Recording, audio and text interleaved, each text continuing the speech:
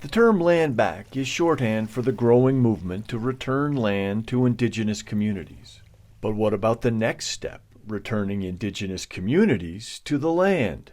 In Maine, Native leaders are working to do just that.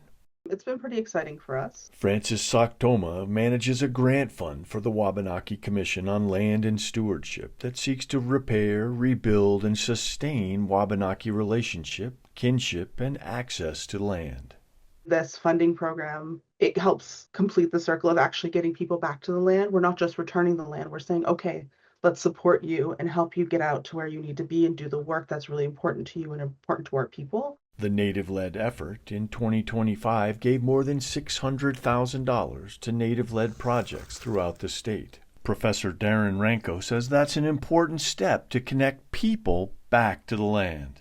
We're very keen at making great strides in helping the broadest number of our community members to engage with places through practice and access that would remain an abstraction for a lot of people.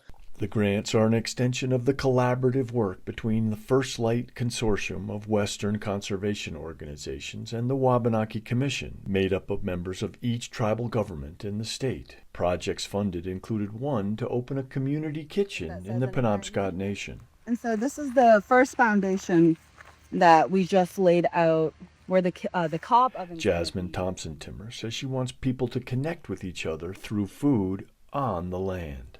So getting people thinking about cooking outside again, because I feel like that connection has been lost with a lot of people. We're always tend to be on our screens and doors these days, whereas these kind of spaces are getting people to leave their comforts and come out and discuss, like talk with each other, what's going on in your life. And maybe find Native values through this Native program built on Native leadership.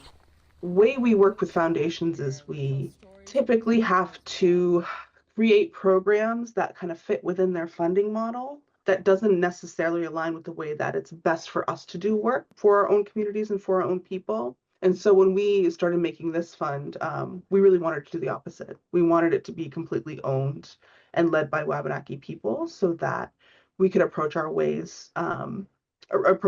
in ways that are more aligned with our values and our ethics as Wabanaki people. From the Penobscot Nation in Wabanaki Territory, I'm Stewart Huntington for ICT.